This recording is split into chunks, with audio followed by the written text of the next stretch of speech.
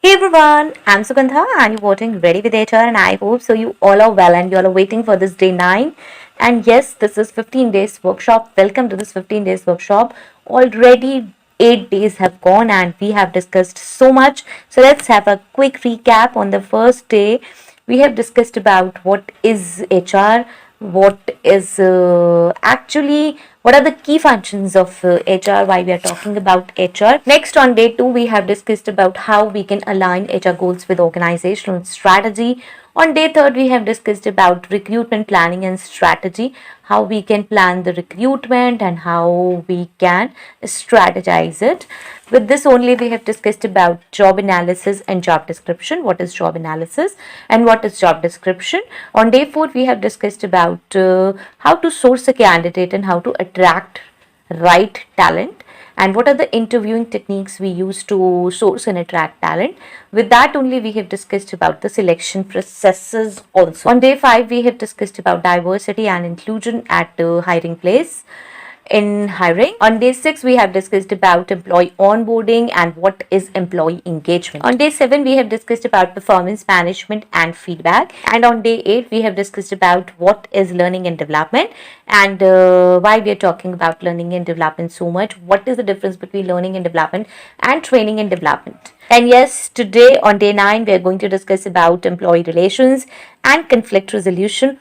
What is employee relation, why we're talking about employee relations so much, and what is the conflict resolution. Okay, so first we're going to discuss about the component, then importance, and yes, this will be a fruitful session. So make sure to subscribe this channel if you're watching me for the very first time, and do hit that cute notification bell icon so that you could get my updates later on as well. And yes, if you have missed any of these days, any of these sessions, so please check it out from the pinned comment. It's in English. Yes, these particular sessions are in English, and if you are well versed in Hindi, you can check from another playlist that is 15 days HR workshop, that's in Hindi, and around 13 sessions are being uploaded there. Okay, so let's check what is employee relations and conflict resolution. So yes, it refers to the management of relationships between employees and the organization, and the same way the resolution of conflicts that may arise in the workplace.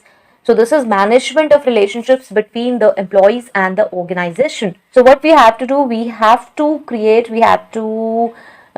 various strategies, policies, practices that are aimed at promoting positive interactions and yes, fostering a harmonious work environment and addressing conflicts in a fair and effective manner. Okay, so basically we are talking about the relationship between an employee and the organization, and if there are any conflicts, how we can resolve them. So to resolve them and to listen actually to the employees, we need to create a lot of strategies, policies, practices so that harmonious work environment is there.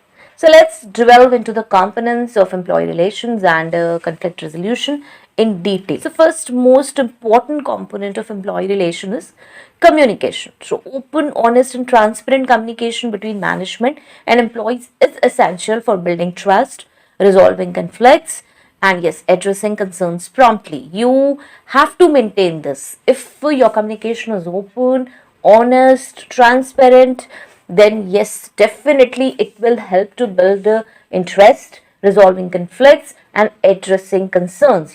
Employee have that mindset, oh, I will be heard, oh, employee will listen to me, oh, employer will listen to me, my manager, my supervisor, they will listen to me.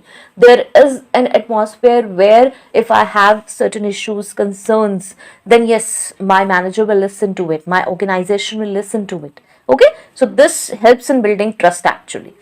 Next is employee engagement. Again, you have to create opportunities for employee involvement, feedback and participation in decision making processes so that there's a sense of ownership, commitment and loyalty among employees. Employees should not be like, okay, you have to do 9 to 5 job, you have to come to the office, do your job and go and leave. No, this way employee will always feel, okay, if something negative is happening in the organization, oh, it's my job, let me do my job, 9 to 5 job, why should I think about this? Employee is not satisfied. Okay, so we need to understand this, that yes, employee engagement is important. Next is policy development. Establishing clear policies and procedures related to employee conduct, grievances, disciplinary actions, and conflict resolution, sets expectations and provides guidelines for addressing issues fairly and consistently. Now, what is this? If we haven't created any policy, if we haven't, set any procedures for resolving or for listening actually their concerns, their queries, then there will always be a mess. You won't be able to handle it properly. Okay, you won't be able to handle these grievances and you won't be able to take proper disciplinary actions. So we need to create a proper policy, proper procedures, so that it's fair, and yes, we can take these queries consistently and resolve them consistently. Next is employee assistance programs. Now, apart from this, we must offer support services such as, counseling, sometimes meditation, and referrals to help employees navigate personal and professional challenges. Can, yes, mitigate stress, improve well-being, and reduce conflict in the workplace. Many times it happens that employee is, personally not well. They are not able to create a work-life balance, even if everything is well with the organization, they're fresher, or even if they're not fresher, then also they're not able to manage their work schedules. So we can provide them coaching, counseling regarding this, that how to do it and what are the actual issues, how they can resolve these issues.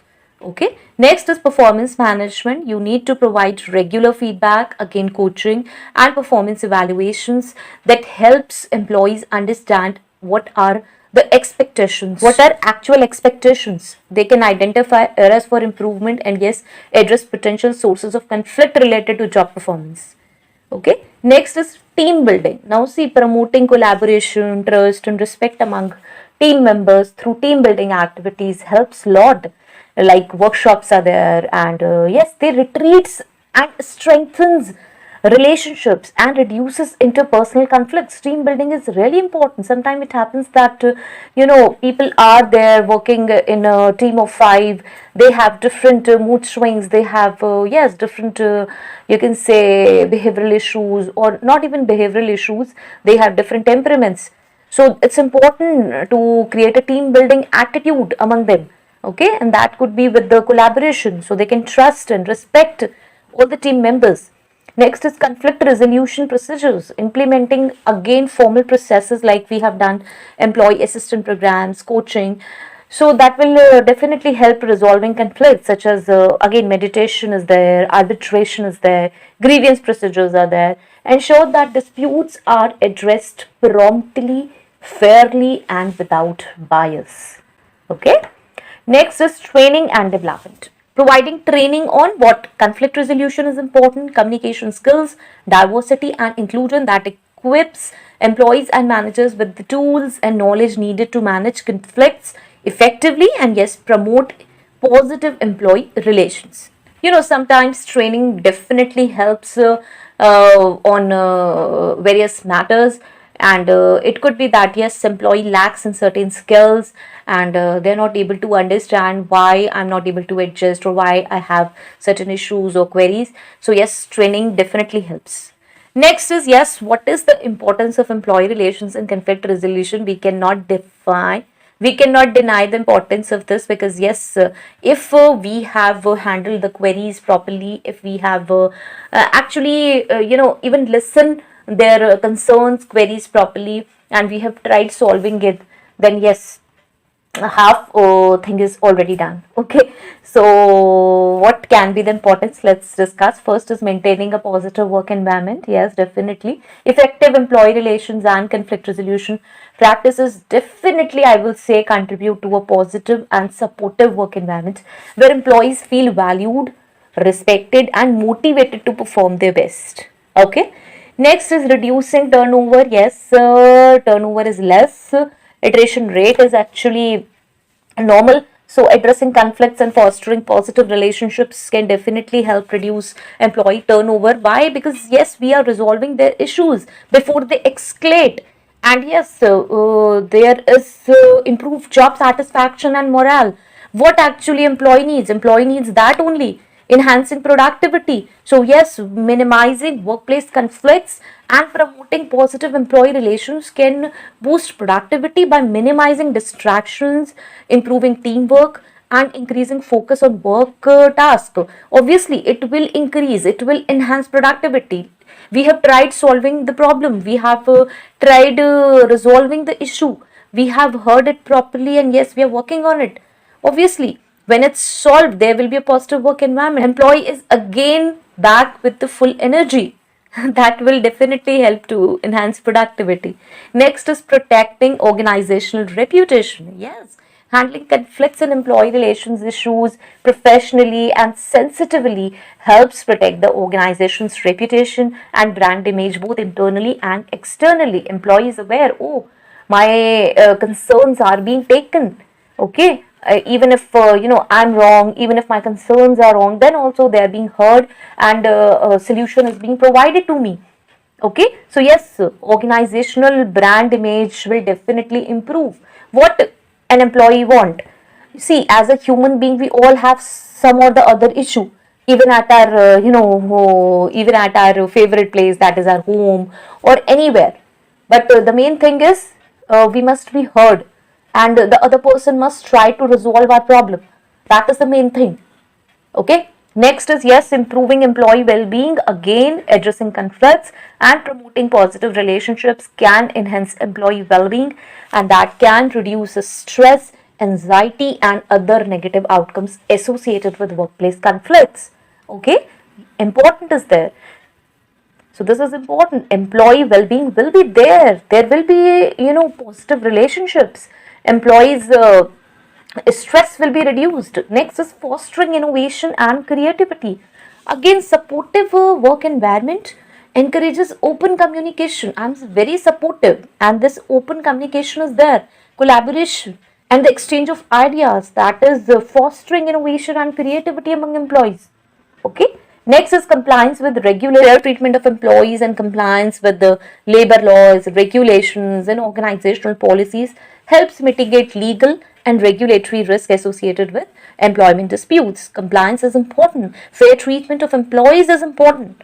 Okay, so if I have to summarize, effective employee relations and yes, conflict resolution are really crucial, critical for fostering a positive work environment, enhancing employee satisfaction and well-being. Yes, employee will be satisfied, and yes, well-being will be there, and promoting organizational success. So by prioritizing communication, engagement, and a fair treatment of employees, organizations can build strong relationships, resolve conflicts constructively, and yes, create a culture of trust, respect, and collaboration in the workplace. Okay, so this is all about employee relations and conflict resolution. I'm waiting for your queries because 14 and 15 session will be of queries.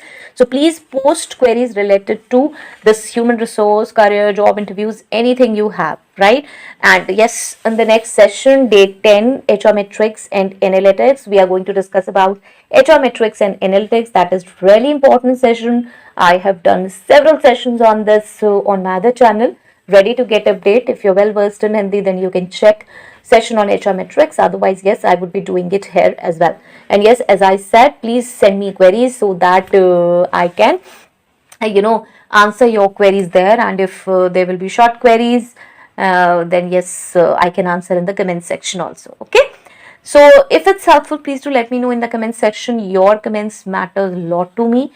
I'm really getting less comments on these English sessions, and are these sessions helpful? Like, these English sessions are helpful? Okay, so till next video, all the very best. To stay happy, stay safe. Thanks for watching. Bye bye.